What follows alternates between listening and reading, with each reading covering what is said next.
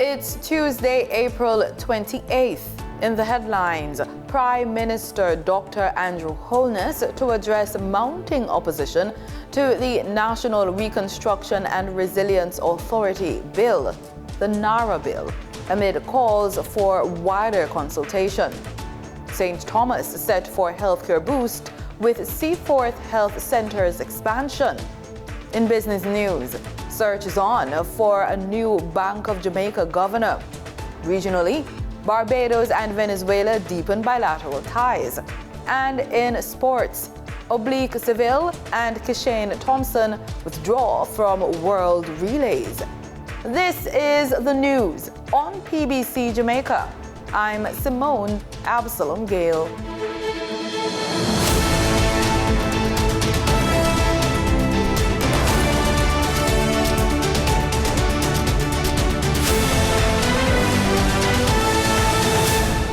Prime Minister Dr. Andrew Holness is expected to respond today to growing concerns over the proposed National Reconstruction and Resilience Authority, or NARA, bill. The legislation aimed at speeding up post-hurricane rebuilding is facing criticism from civil society groups and the opposition, the People's National Party. 28 civil society organizations are calling for broader consultation. There are also concerns from the private sector, with the Incorporated Master Builders Association saying local contractors were not consulted. Meanwhile, former Legal Affairs Minister, former Attorney General and JLP Member of Parliament Marlene Malahoo Fort broke ranks during last Tuesday's parliamentary debate, warning that the bill could concentrate too much power in the hands of the authority's leadership, potentially weakening accountability. The issue has been raised about the concentration of power in many other pieces of legislation. Power is concentrated in the minister. The question is whether, in light of the objectives being pursued, this is the model that should be used. That is the live question. The Prime Minister could move ahead with the bill unchanged or act on the concerns raised. The debate on the NARA bill is expected to continue in Parliament this afternoon. You can watch the proceedings live on PBCJ and on our social media platforms at PBC Jamaica. Residents in St. Thomas could soon see improved healthcare access as the government moves to upgrade the Seaforth Health Center with modern amenities and expanded services, part of a push to strengthen primary care and reduce the burden on hospitals following Hurricane Melissa. During a tour of the Seaforth Health Center, the Health and Wellness Minister pointed out that the physical structure is in need of an upgrade. The facility was originally in line for a minor expansion, which is to add pharmacy and to expand the dental area, and that almost has started. However, we are reviewing those plans because we believe that the facility can benefit from a greater level of expansion. That would include lifting the roof, adding more space for waiting, adding more service areas for the doctors and for the staff, and also increasing the number of times per week that doctors are present. So that's the idea. Noting that about 25,000 residents are served by the health center, Dr. Tufton says more space and infrastructural equipment will be needed. To add air conditioning, it's a very hot area, solar panels, to make it smart, which is what we're doing now with all our health centers. Smart facilities mean water catchment system, backup generators, strength to resist wind damage, alternative energy, which is solar, and I think they're well deserving of it. He says the ministry is working with Factories Corporation to identify land to build additional health facilities in the parish. The parish of St. Thomas has 17 health centers. All are under review in terms of their scope and the demand for those services based on the demand in those areas. My understanding is that Yalas RD, you have identified, you say, some lands. So we're working with Factories Corporation, identified some lands where we will then try to build out a better facility based on the lands that are available. So a discussion is taking place, and we'll update everyone in the community as soon as we can conclude on that.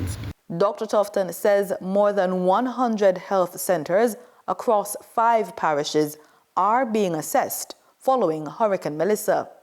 Caribbean students preparing for the May to June examination season are being encouraged to stay focused, confident, and take care of their mental well-being.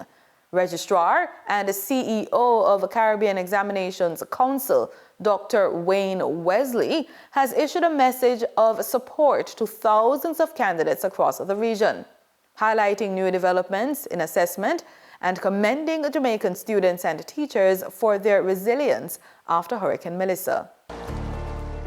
Greetings to our candidates preparing for CXC examinations this upcoming May and June. I am Wayne Wesley, the Registrar and CEO of the Caribbean Examinations Council. 54 years ago, we were tasked with designing and implementing an indigenous assessment system for the Caribbean. While much has changed since then, there are some things which have stood the test of time. The cultural relevance of our syllabuses, the global recognition of our qualifications, the diligence of our staff, and our absolute commitment to the success of every single candidate who sits a CXC-administered examination. That means you. Over the decades, we have grown in the number of subjects we offer, the qualifications within our portfolio, and in how we deliver assessments. Today, this includes electronic assessment, and for the first time, micro-credentials. During this year's examination session, approximately 2,443 candidates from 13 member states will take part in the pilot of CTEC, the Caribbean Targeted Education Certificate Mathematics Module 1. These candidates will earn their CTEC micro-credential as they progress towards their CSEC certification. This is the future of Caribbean education, taking shape right now. To you, the candidates, you have worked for this. Your teachers have prepared you. Your parents and guardians have supported you. Now it's your time to shine. In our Living Healthy report, the Bustamante Hospital for Children has been recertified as a baby-friendly hospital. This international recognition means BHC continues to uphold the highest standards of care for mothers and babies, with strong support for breastfeeding, greater privacy, and a nurturing environment that helps families thrive.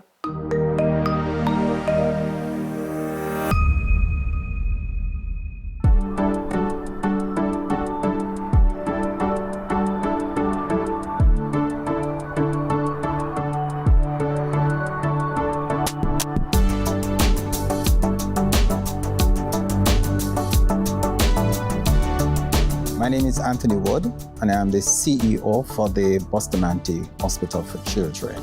Bustamante Hospital for Children is the only children or pediatric hospital in Jamaica, and by extension, the English-speaking Caribbean. While we have pediatric wards in other hospitals, we are a standalone institution that caters for children from birth to 12. I just want to commend the team led by our Director of Nursing Services, Beverly Senior Berry, and Dr. Marsha James for leading the charge, for bringing the entire team, the entire institution on board to ensure that we are a certified institution to provide this very important objective to ensure that the children or the parent understand the importance of breastfeeding. Our journey to achieving certification has been a tumultuous one. We were certified in 2015, however, we lost our status due to non-conformance. The Ministry of Health has as one of its service level agreement that all hospitals giving care to mothers and babies must be certified as baby friendly. We started our training in August of 2023. We had to do some modification of areas in order to be compliant. We had to visit the Victoria Jubilee Hospital for the clinical practice as we do not have a maternity wing. This was accomplished in March of 2025, the 18th to be exact. As a team for the DIGI department, we are proud to have played a valuable role in the hospital's journey to becoming baby-friendly. We supported our BFHI training sessions by providing refreshments.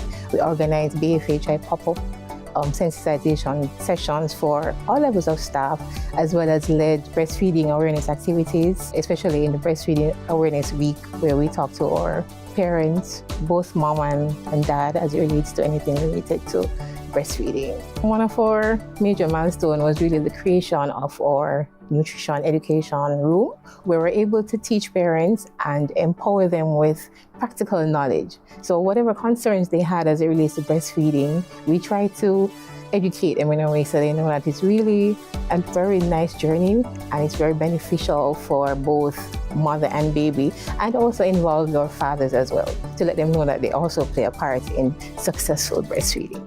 The certification is important to ensure that our newborns are given the correct formulation of milk from 0 to 6 months of life to ensure brain development. The training has its own objectives, and for our clinical staff, we had to accomplish 40 training hours. For non-clinical staff, we had to do at least 4 hours for each. So with all the challenges we incur, we are proud to say today that we have accomplished our journey and we are a baby-friendly institution.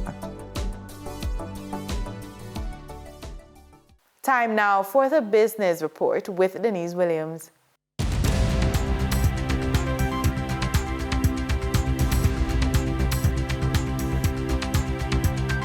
Welcome to today's business report. I'm Denise Williams, bringing you the developments shaping markets, capital access, and business decision-making across Jamaica and the region. Let's get into the stories that matter. The central bank has commenced a search for a new governor of the Bank of Jamaica. The new governor will succeed Richard Biles, who is set to end his tenure on August 18. Finance Minister Favour Williams said the recruitment process will be guided by principles of transparency and good governance, with a focus on identifying the best candidate to lead the central bank. She noted that the incoming governor will be expected to maintain economic stability, advance the modernization of the financial system, and expand the use of digital payments, particularly among underserved groups.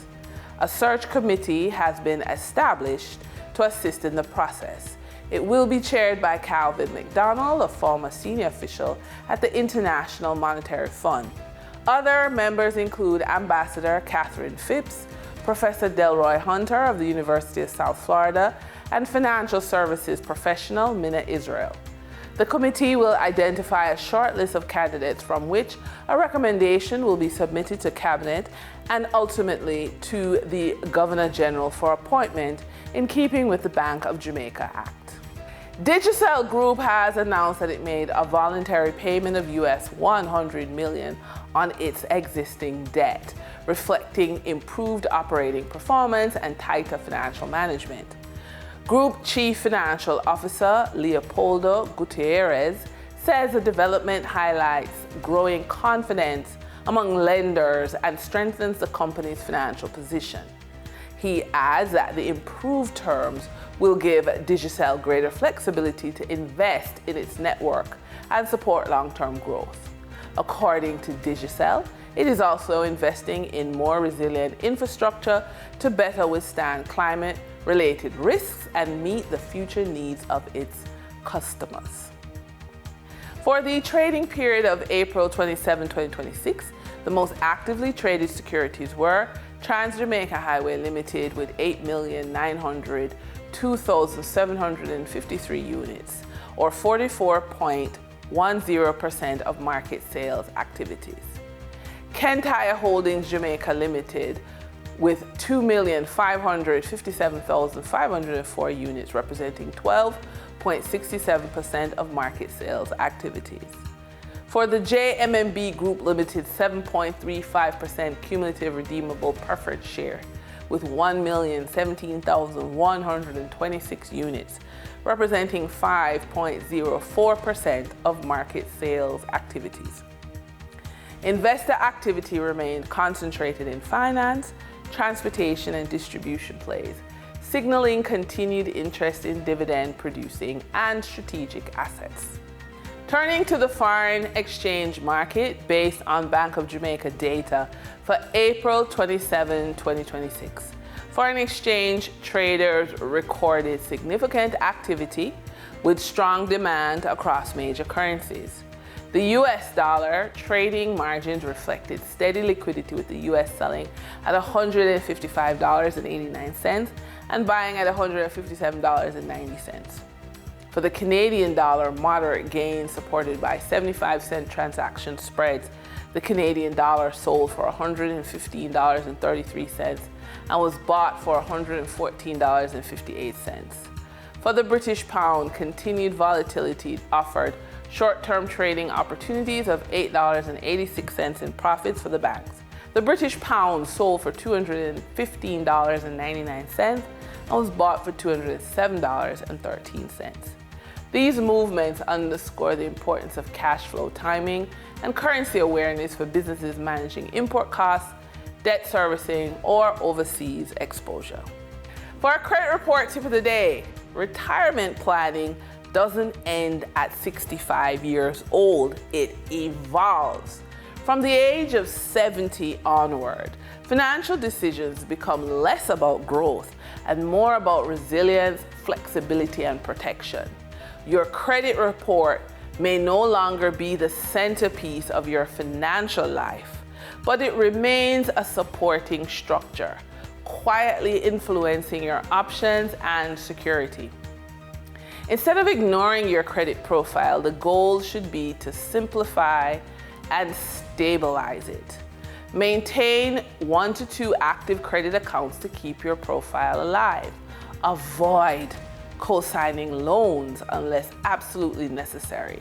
Set up alerts or periodic reviews of your credit report and keep utilization low and payments consistent. And that's today's business report. I'm Denise Williams, bringing clarity to capital markets and strategy.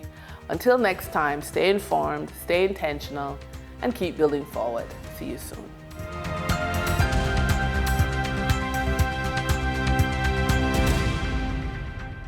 In regional news, closer ties between Venezuela and Barbados could soon bring new opportunities in energy, tourism, and food production across the Caribbean.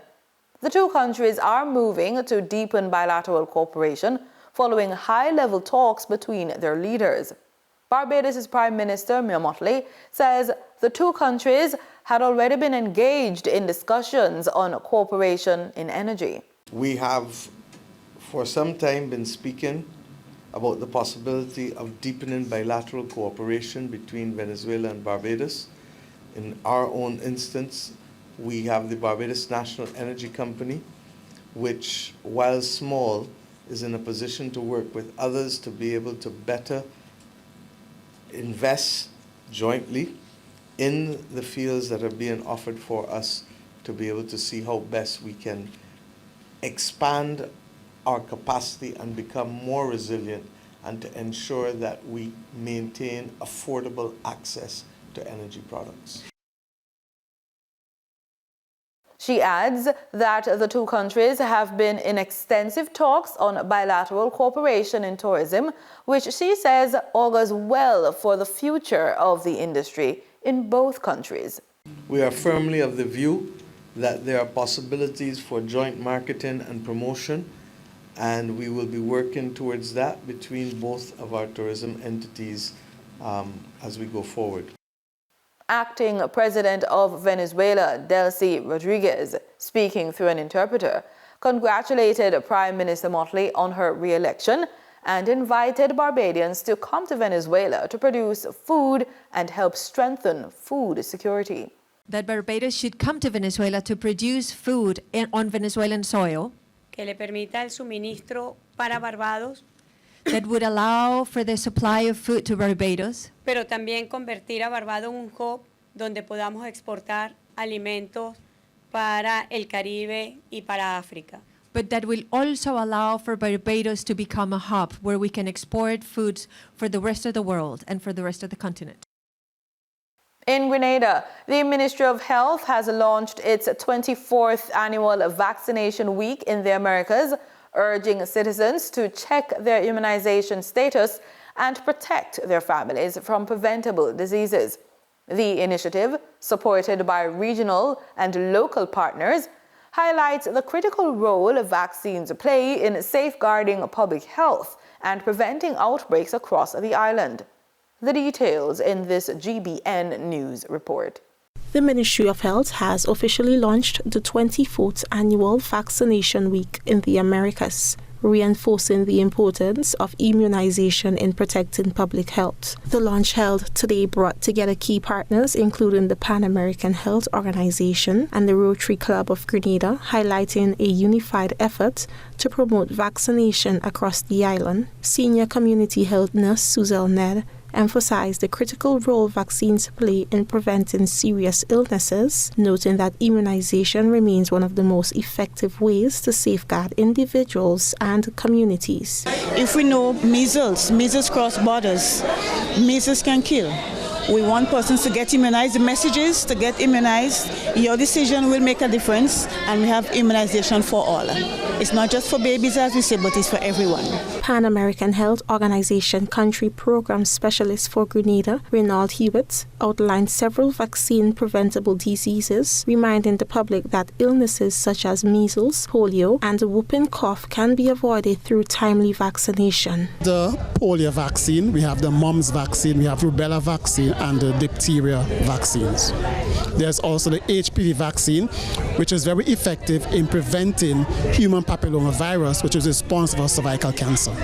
Minister for Health Philip Telesford also addressed the gathering, urging citizens to be aware of their vaccination status and to ensure that children receive their scheduled vaccines. He stressed that maintaining high vaccination coverage is essential to preventing outbreaks and protecting the nation's health. Ladies and gentlemen, this Vaccination Week, I call upon every Grenadian to be part of the solution. Talk to your healthcare provider about your vaccination status.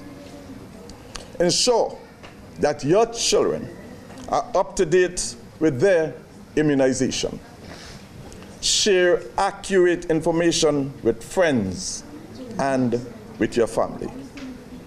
Vaccination Week in the Americas is observed annually to raise awareness about the importance of immunization and to increase access to vaccines across the region.